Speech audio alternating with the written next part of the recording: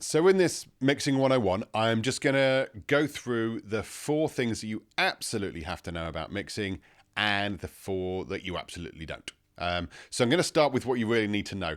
And the first one of those is EQ. So there were a couple of different aspects of EQ to bear in mind. There's got a couple of different roles. The first one is what you probably already do, which is to make things sound good. So if something's sounding muddy, you might brighten it up. If something hasn't got enough bass, you can turn the bass up. And those are the sort of things that you first learn with your EQ and is really important, useful in recording as well. All of those things. So that's the first job of EQ, is to make an individual sound good. Now, where it goes deeper, the second point of EQ in mixing is to make things sit together. And that's where it's really useful for mixing. So what you're doing is you're listening to your sounds in your mix, you're hearing where the conflicts are, and then you're deciding which sound needs to be there, which doesn't, what gets that frequency. So you're sort of building a layer of frequencies in your mix where different sounds are allowed to be in different slots, and that's how they sit together and everything sounds better. So I'll just give you a quick example. In your bottom end, you got a kick, say that's most present like 50 hertz, nice low solid kick. If that's the case, then your bass needs to not be at 50 hertz. So you EQ either a dip at 50 hertz or you like filter it up to 60 hertz or something. And then say the presence of your bass might be at 80 hertz, in which case you need a dip in your kick drum there. And then you've got the presence for the bass drum that can sit there without conflicting with the kick. Now you've got the ability to turn the level up, adjust the levels of the kick and bass without it starting to sound clogged up and messy in that 100 and below bottom end, because those two elements have got the space that they need. Right, so that's just one quick example, but you can sort of translate that across the mix. Bring a new thing in the mix. You need to know where it's fighting, what it's fighting with, and then decide who wins in that frequency. And just a quick tip, if anything is ever in the mix and fighting with the vocal wins. Every time, vocal always wins. So always make space for the vocal in everything else in your mix. Right, so those are the 2 things about EQ that you need to know. One about getting things to sound good, and the other thing about making space for stuff and making slots for things to live in the mix. Now, compression. And compression equally has 2 parts to it, right? So the first one, the simple one, is limiting and flattening things out, controlling the volume of things. Now, this dates back to the beginning of compression. Now, here's a tiny history lesson. Promise it'll be quick. When compressors first came out, they were a godsend, because what was happening was radio stations were putting on these, live performances, and they had to have gain engineers, and they sat there on the controls and basically had to have fast reactions. So they're dipping the level of stuff when people are getting loud, and they're turning them up when people are being quiet. And, they had to be super fast, and they didn't always win out, and you'd get distortion if something came through too loud, all that sort of stuff. It was difficult and a bit of a nightmare. So then these limiters came in that they could put at the end of the signal chain, and nothing could get past them. So it couldn't go into distortion because the limiters would stop them. And everybody rejoiced, apart from the gain engineers who all got the boot because they've been replaced by new technology. This is first half of the 20th century, right?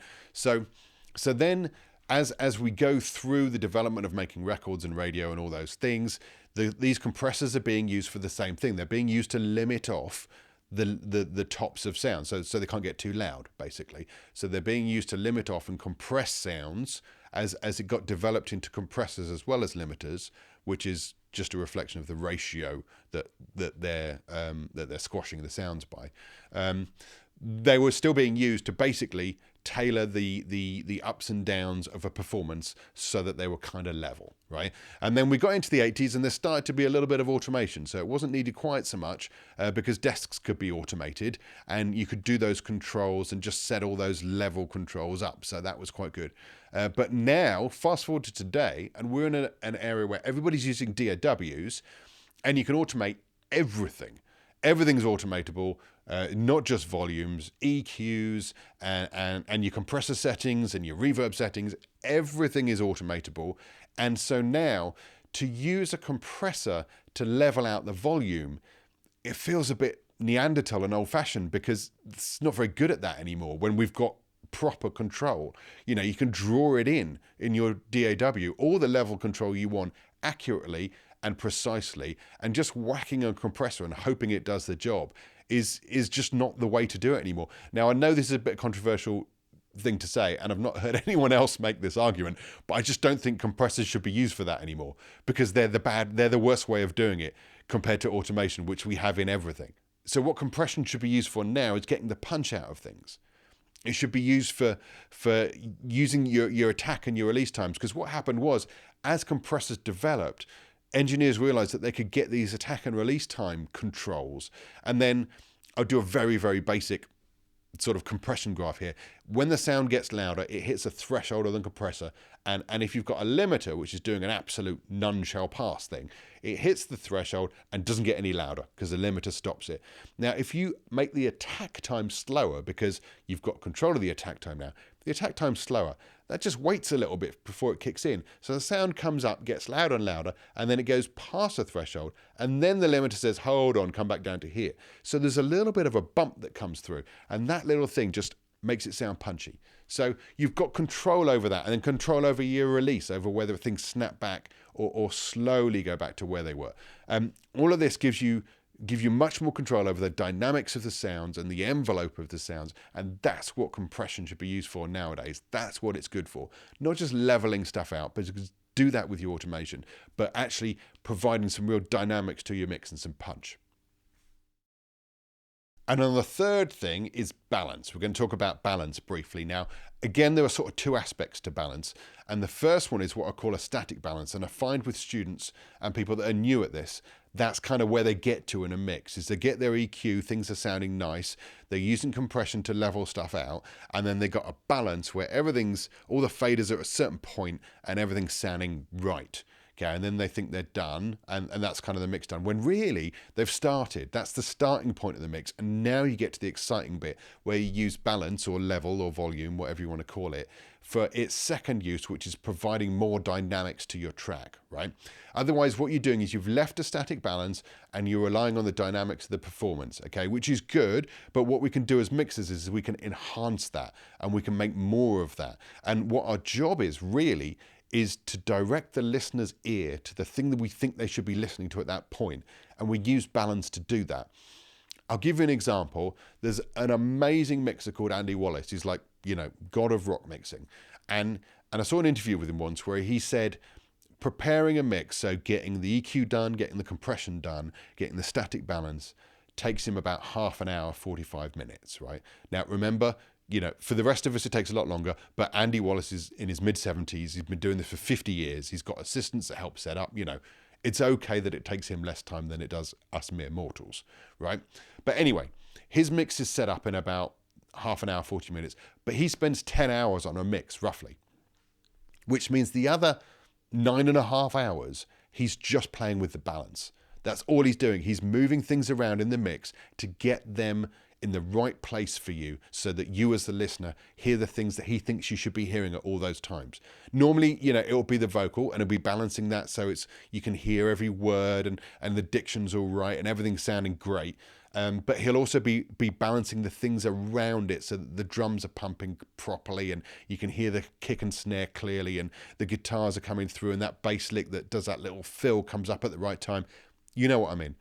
Basically, he's doing all of that, and that takes an expert mixer like Andy Wallace 10 hours to get that right. So that's really the crucial thing that turns a good mix into a great one, is that dedication to your automation of levels so that you're really getting the right dynamics out of the song and you're pushing the right things at the listener.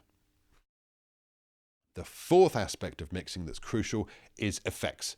So your reverbs, your delays, all these things. And what they're doing is they're creating the 3D sound space, the stage that the song is on. And you're using that for drama. You can use it for the emotional impact of having a voice at the back of lonely voice at the back of a room. All of those things that you can do with your effects. I'm not going to get into them here. Simply the argument is they're crucial for a mix because they're what turn a 2D mix into a 3D mix.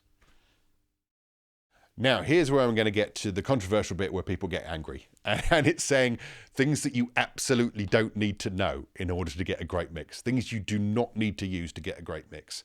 And I have a theory why people think about these things a lot more than they used to. And I think it's because I mean, when they're starting out learning to mix. I think it's because if you run a vlog, if you've got some YouTube channel that's all about engineering and production, you want to write as many, record as many blogs as possible about mixing. Because obviously they're popular. People want to know about how to get better at mixing. And there's only so many times you can say, learn how to EQ things, learn how to compress them properly. There's only so many times you can do that. And then what you end up being tempted to stray into is territories like, what's the secret thing that perhaps somebody hasn't heard of, and we can say that's the thing that big mix engineers use as their special sauce. Just as an aside, anytime you hear anyone say the secret mix engineers don't want you know a lie is coming after that, because there is no such thing. Me, loads of other mix engineers I know, we talk at universities, we talk to students, we tell our assistants, we're not keeping secrets here. It's all about experience, but we can get into that later. There are 4 things that you really don't need to know about, right? Number 1, saturation. I've got quite a big 2-hour lecture that I do at universities about mixing, about all sorts aspects of mixing. And at the end of every time I've done that lecture, we do questions and someone asks me about saturation, right? There's a reason why it doesn't come up in the lecture. It's because it's not important. And they ask me, how do I use saturation? When do I use saturation? And the answer is generally, I don't. It's not interesting to me. It's not a big part of mixing at all. It's not crucial to mixing at all. It's a tiny little detail, a little bit of sound that you can do, a little bit of niceness that really doesn't make much of a difference to my mixing at all, or to be honest, anyone I know. The next one, actually, I'm going to lump 2 and 3 together because they're kind of in the same territory. Parallel compression and sidechain compression. Those 2 things you do not need to know about to get a good mix going, to get a great mix going. They're tiny details that you might use 1 every 10 mixes, maybe, because like sidechain compression, you've got a pad that's flat and you want to put some movement into it. So you put your kick drum to the sidechain of the pad's compressor, and then you've got movement all of a sudden. So those are the reasons why that's good, right? You hardly ever need to do that. Okay, it's no substitute for learning how to EQ something. And I think that's the crucial thing with sidechain compression. It's no substitute for learning how to EQ 2 things so they sit together properly. If you sidechain your bass from your kick drum, all you're doing is turning down the bass every time the kick drum comes in. If you want to do that, do it with automation because you'll be much more accurate. But tell the bass player you're turning him down every time the kick drum comes in and see what he thinks about it. It's not a quick way to getting a good mix. Same with parallel compression. It's good, it's fun, I use it occasionally. It's learn how to compress things first. Learn how to get things sounding great without parallel compression, but just putting a compressor across it and getting the compressor controls right so it sounds great. Right, that's a much, much more useful tool to getting a great mix than sticking a parallel compressor on. And finally, the last one I'm going to talk about is mid-side EQ, mid-side control generally. Now, the reason why mid-side control came out, and it's really useful for mastering engineers, is because mastering engineers are presented a stereo mix, and if they want to change something about it, it's very difficult. Like if they want to adjust an element of the mix, they can't really because they've just got left and right. They've just got a stereo track. Say they want to change the kick drum. They want to add some 50 hertz to the kick drum or something like that. Right? What they can do is they can put the track through their mid-side processor, and then they can do an EQ in the kick drum territory, and that's only going to affect the kick drum and nothing outside it. It's more important really for things like vocals, so they can, like, if they want to add 500 hertz to a vocal, get some warmth into it, they can put 500 hertz in the middle. That's going to affect the vocal and the snare a little bit and a couple of other things that are in the middle. But it's not going to affect the pianos and the guitars on either side. It's not going to make them any thicker. It'll make the vocal thicker because that's what's in the middle. And then it comes back out to left and right. So that's where mid and sides is really useful for mastering engineers. For mixing engineers, well, you can just get into the vocal and change it. You don't need a mid-side control. So there are some things, I'll admit there are some things that, a mid-side, is kind of slightly useful, but it's slightly. It's nowhere near as important as just getting your EQs right, so everyone's in the right balance and the right level, and you've got those slots sorted out that I talked about earlier. That's way more important than messing around with mid and side. Okay, so get good at stereo first, and then learn mid and side. Okay, so those are the 4 things. I'm sure people will be swearing at the camera, at their screen right now, and because they've dedicated a lot of time to sidechain compression or something like that. But seriously, learn the EQ stuff, the compression, balance, and effects. Get great at that, and then you're good, right? And then you can get into the details, but don't do those first. Really, the most crucial thing is learning how to listen to the stuff that you're doing and hear where your mistakes are. And that's the difficult thing, and that's what requires time and patience. If you come to my website at themixconsultancy.com, I can kind of help, because you can upload mixes to me, and I tell you where the problems lie and give you a load of solutions to fixing it. But really, that's the only thing I know of that speeds up the listening process, the critical listening skills. That's what you need, is good critical listening skills, which you will learn the more you do this. So get some experience. And I hope that's been useful. I hope nobody's too upset about the things that I said were no good, and I hope you learned something about the things that are critically important for getting good at mixing.